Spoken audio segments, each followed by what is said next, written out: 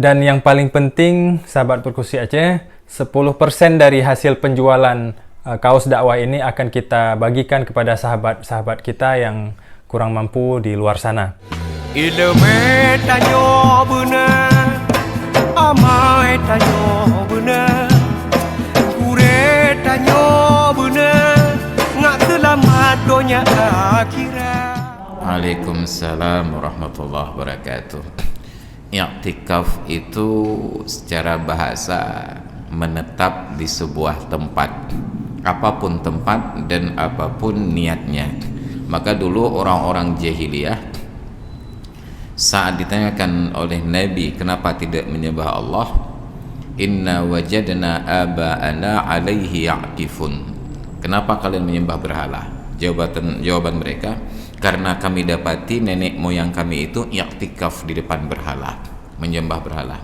Menetap di sebuah tempat, apakah sambil duduk, berdiri, berbaring atau jalan-jalan di tempat tersebut, itu disebut i'tikaf. Maka termasuklah yang biasa nongkrong di warung kopi, itu juga sah disebut i'tikaf secara bahasa. Jadi untuk memperhalus bahasa, besoknya Pak Dan tengah i'tikaf.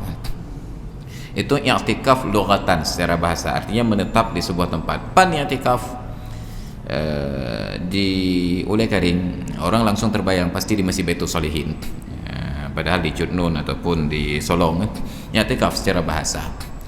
Sedangkan dalam definisi para ulama, i'tikaf itu adalah berhenti di dalam masjid dengan niat mendekatkan diri kepada Allah. Berhenti, tidak disebut duduk atau berdiri. Maka asal ada di dalam masjid, walaupun berjalan keliling-keliling, lagi orang tengah olahraga gitu, ada sekitar 1 kali putaran, 2 kali putaran, asal sudah lama di dalam masjid, itu sudah sah diniatkan i'tikaf. Apakah dia jalan-jalan atau duduk, berbaring, berdiri, tengkurap dan lain sebagainya, itu sah disebut i'tikaf. Kemudian kapan mulai i'tikaf? Dihitung permulaan i'tikaf sejak dia berniat. Kita misalnya sudah berada di masjid ini sejak sholat maghrib tapi enggak niat, baru sekarang saat disinggung-singgung i'tikaf kita berniat, nawaitul i'tikaf fi hadzal masjid lillahi ta'ala, aku niat i'tikaf di masjid ini karena Allah Ta'ala, maka dihitung i'tikaf sejak kita berniat. Jadi orang yang ingin lebih banyak pahala i'tikaf, maka diniatkan sejak masuk dari pintu masjid. Maka sebahagian masjid itu dengan bijaksana di pintu masuk langsung tertera niat i'tikaf, nawaitul i'tikaf fi hadzal masjid lillahi ta'ala, sebagai pengingat bagi orang yang masuk. Jadi kecil kemungkinan untuk lupa, kecuali dia buka pintu sambil pejamkan mata. Baik dikala niatnya kan, itu khusus sekali untuk tidak berniat. Jadi tetap orang akan berniat. Apabila terlambat tetap sah selama setelah niat itu masih tetap berada di dalam masjid walaupun sejenak. Nanti ada perbedaan tentang berapa lama durasi i'tikaf. Ada yang katakan minimal 1 kali 24 jam, ada yang katakan walaupun hanya sebentar. Nanti ada syarat tambahan apa saja yang membatalkan i'tikaf. Makanya pembahasan tentang i'tikaf dalam kitab fikih itu berlanjut setelah pembahasan tentang hukum puasa.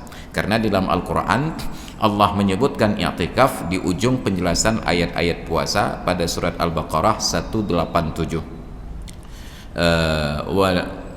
Apa namanya? Laisa 'alaikum junahun. Allahumma shalli ala Muhammad.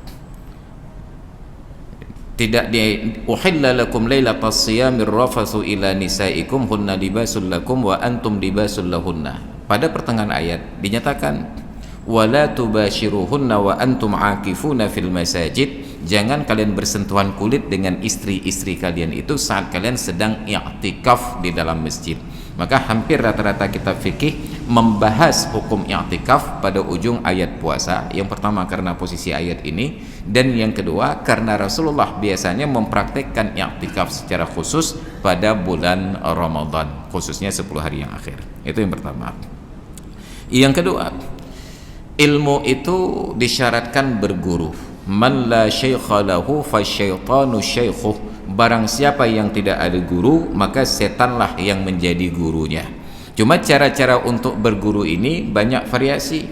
Dari yang paling tinggi derajatnya disebut dengan talaqi, bertemu, berhadap-hadapan langsung, hadir di majelis, sampai yang paling ujung itu disebut dengan murasalat. Ada korespondensi, yaitu mengirimkan ilmu. Apakah korespondensi itu dengan mengirimkan tulisan?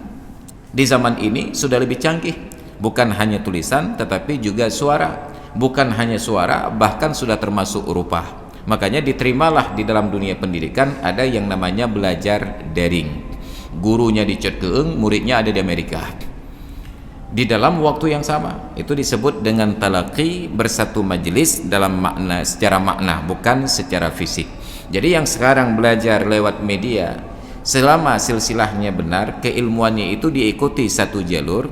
Jangan nanti dalam satu bab tentang salat dia dengar kajian dari seorang ustadz dicampur dengan pengajian ustadz yang lain, dia ambil yang enak-enak dari kedua ustadz ini.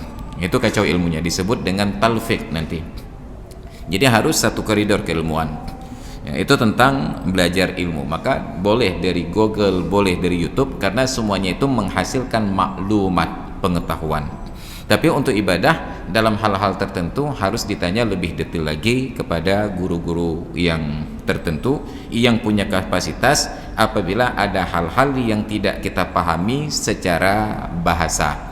Mesti ada analisa lebih mendalam menggunakan logika yang benar. Maka sah berguru lewat jalur YouTube. Tapi pastikan bahwa orang yang kita dengarkan ilmu, orang yang benar-benar berguru. Jangan nanti asal sudah ditulis, dari mana kamu berguru? Saya dengar pengajian dari Abu Pulan di YouTube. Saya tanya, Abu apa? Abu Janda. Wah, itu yang bermasalah. Ya, jadi selama jelas abunya, itu insya Allah dibolehkan. Demikian, terima kasih. Baik hadirin dan hadirat sekalian yang dirahmati Allah, sudah tiba saatnya kumandang azan Isya. Beberapa saat yang lalu kita padakan kajian sampai di sini.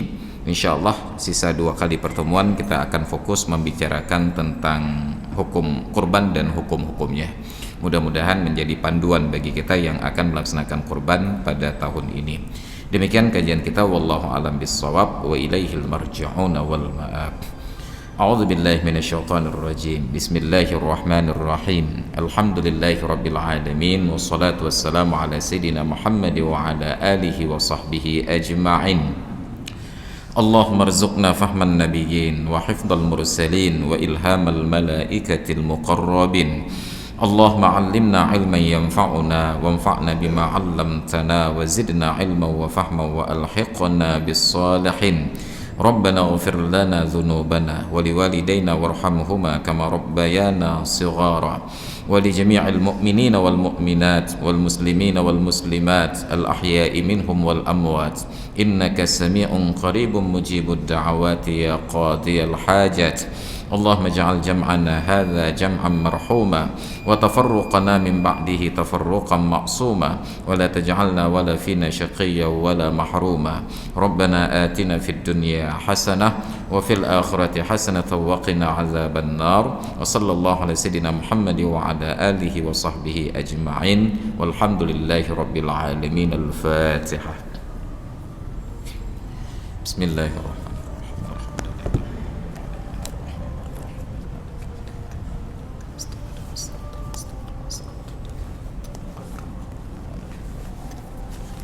Amin Rabbil Alamin. Hadanallahu yakum ajma'in. Assalamualaikum warahmatullahi wabarakatuh.